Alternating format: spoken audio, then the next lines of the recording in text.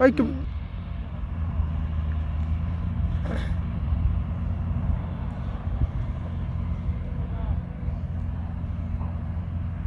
रोज जहाँ पे कूड़ा फेंक रही है। देखिए सर, ये आज नहीं आए हम पिछले 2 साल से ये लगातार ये प्रयास रहता है कि किस तरीके से ये जो जितना भी हमारे कठुआ शहर का जो भी जितना भी हॉट वेस्टेज है, जितना भी है गंदगी का ढेर है, सब इधर लगाते हैं।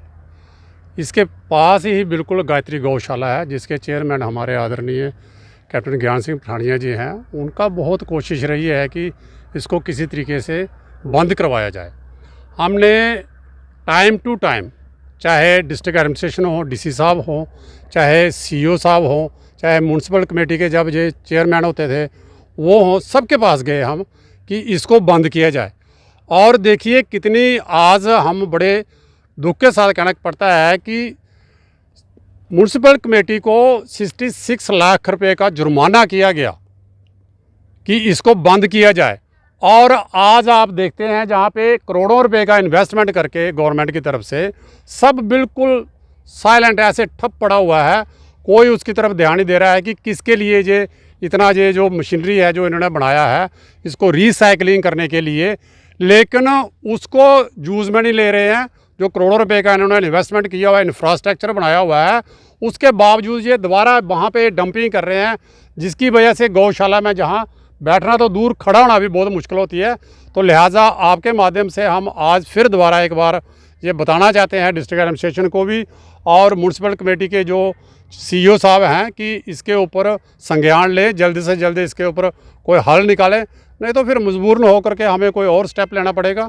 इसके साथ मैं आपका बहुत बहुत धन्यवाद करता हूँ। जय हिंद। जय। अच्छे ढंग से बोला है। और जो तकलीफ़ है जहाँ पर हम कभी फंक्शन करते हैं, मक्खियाँ वगैरह इतनी होती हैं, हम बैठने से फाउल स्मेल होती है, लेकिन एडमिनिस्ट्रेशन को टाइम टू टाइम हम लोग जब हमारी पूरी टीम जाती है उनसे कहते हैं, लेकिन इसके बारे में कोई भी ख्याल नहीं होता। ये ज़रूरत नहीं थी इसकी। ये गौशाला है, ये हमारी धार्मिक जगह है, जहाँ धार्मिक जगह में हम 10 मिनट नहीं खड़े हो सकते। इसलिए एडमिनिस्ट्रेशन से हम लोग बार बार यही रिक्वेस्ट करते रहे कि ये इस बात का हल किया जाए, लेकिन कुछ भी नहीं हुआ अभी तक। इसलिए हम सभी को ये रिक्वेस्ट करते हैं, डिस्ट्रिक्ट एडमिनिस्ट्रेशन हो, म्यूनसिपलिटी हो, कि ये जो वेस्टेज है, जहाँ बड़े बड़े ढेर लगे हुए हैं, इनको जहाँ से उठाया जाए, जहाँ पर कोई फाउल स्मेल ना हो। बीमारी कोई पड़ सकती है, आसपास के लोगों को तकलीफ़ हो जाएगी। ये हमारी अच्छी गौशाला है, कोई ऐसी बात नहीं। हम लोग मेहनत कर रहे हैं, तो इसका मतलब है कोई ना कोई हल किया जाए।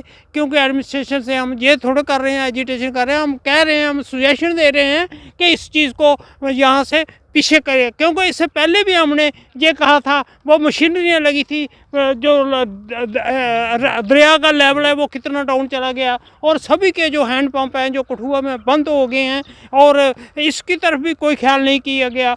पठानिया साहब हमारे प्रधान हैं, लेकिन इन्होंने भी जाकर के मौके पर एडमिनिस्ट्रेशन से कहा और उनकी मशीनरी वगैरह को आगे पीछे किया, लेकिन ये रोक रातों में लगे रहते हैं, कौन यहाँ पर बैठेगा। इसलिए रिक्वेस्ट है कि इस बात की तरफ ध्यान दें, जो गौशाला जो है ये चलती रहे, इसको हम किसी को फेल होने नहीं देंगे। जो मर्जी हो जाए, हमें, हम लोग सभी तैयार हैं। जय हिंद। गौशाला पत्तन बेड़िया कठुआ।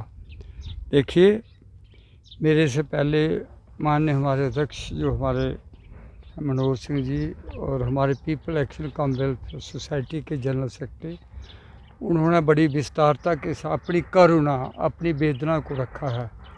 देखिए, जहाँ तक गौशाला का सवाल है, अंबार लगे हुए हैं, ढेर लगे हुए हैं गंदगी के। हमारे शास्त्रों का मत है कि 28 जो नरक होते हैं, जो व्यक्ति को जब जाता है इस संसार से तो क्रॉस करना पड़ता है, लेकिन मरने के बाद तो करना पड़ता है। तो जिंदा ही हम नरक में बैठे हुए हैं, जिसको हम कुंभी नरक बोलते हैं। इस गंदगी से क्या होता है, हज़ारों किस्म की बीमारियां जो हैं उनको न्योता दिया जाता है, बुलाया जाता है। मतलब कोरोना है, वो है, मलेरिया है, दिस एंड दैट, जो भी बीमारी हैं वो इसी से पैदा होती हैं। जहाँ पर इंसान रहते हैं, पूरी वार्ड नंबर 10 है और लोग भी सराउंडिंग में है, और एक आदरणीय पूजनीय स्थान जिसको मैं कहता हूँ जैसे कहते हैं कि भारत में सबसे जो आदरणीय स्थान है गंगा मैया तो है, लेकिन पथमेड़ा गौशाला है। जो भगवान गौशाला में निवास करते हैं, ये सभी को पता है, शास्त्र भी बताता है, हम पढ़ते भी हैं और सच्चाई भी है कि वो है। लेकिन बदकिस्मती रही कठुआ की कि ये देखो करोड़ों रुपए का जो जब उस वक्त हमारे डायरेक्टर साहब जो पुनीत शर्मा जी हैं, उन्होंने बड़ा अच्छा इनिशिएटिव लिया था और उन्होंने मेरे पास कहा कि पठानिया जी ऐसे ऐसे करना है। तो मैंने कहा you get the needful done, बहुत अच्छा स्टेप है, करिएगा।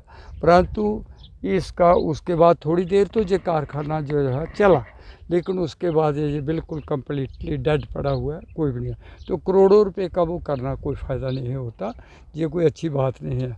हम इस जहाँ तक एडमिनिस्ट्रेशन का सवाल है, मैं वक्तन बवक्तन टाइम टू टाइम मतलब माननीय आदरणीय डीसी साहब कठुआ से भी, अनाज साहब से भी मिला हूँ 10 दिन पहले।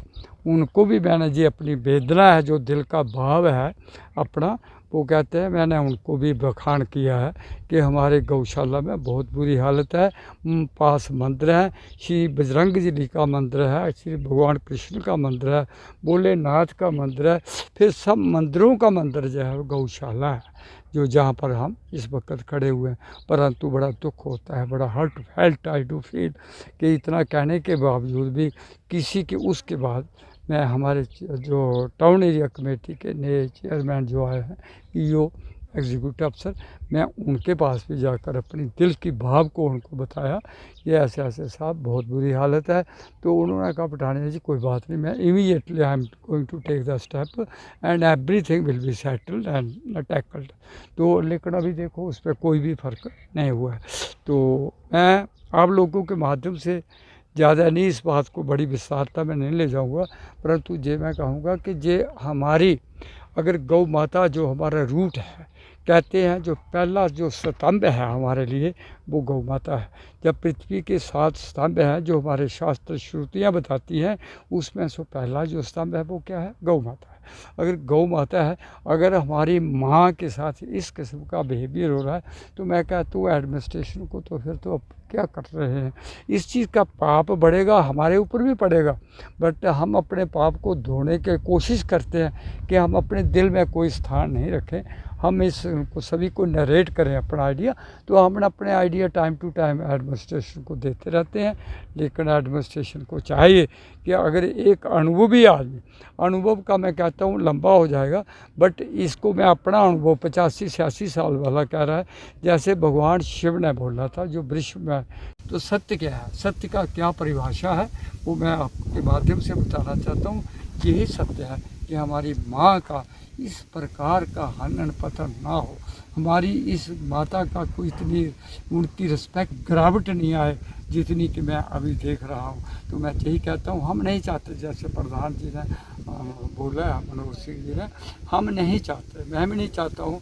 मैं एक भूतपूर्व सैनिक हूँ, मैं डिसिप्लिन सूत्र में बंधा हुआ आदमी हूँ, डिसिप्लिन सूत्र में रहा भी हूँ और अभी भी रहना चाहता हूँ। लेकिन अगर एडमिनिस्ट्रेशन ने इस प्रकार की अपनी कुंभकर्ण की नींद में अगर वो सोए रहे, तो फिर हमें जगाने की ज़रूरत पड़ेगी। तो फिर देखेंगे, इतने कमज़ोर तो हम हैं नहीं कि हम नहीं मतलब, तो लेकिन हम उसके पर हम यही उनको बताना चाहते हैं कि इसके ऊपर कड़ा संज्ञान लें और इमीडिएटली इस जो कूड़ा गंदगी जो पड़ी हुई है, इसके बजाय उसको कहीं अदर आगे ले जाएं, शिफ्ट करें। ठीक है, मजबूरियाँ होती हैं, उनकी भी होगी मजबूरी, मैं चाहता, लेकिन मजबूरी का मतलब ये नहीं है कि गौशाला में हमारे पास हमारे दरवाजे के ऊपर बड़ी, वो कौन है जो आते हैं जो फेंकने, उनको नहीं पता है कि मंदिर है, गौशाला है, श्री हनुमान जी का, बजरंग जी का मंदिर है, श्री कृष्ण भगवान का मंदिर है, गौशाला है। समस्त 33 करोड़ देवता जो है ब्रह्मांड में इधर हमें देख रहे हैं, तो उस ब्रह्मांड को अगर वो देख रहे हैं, हमारा सभी का कर्तव्य बनता है।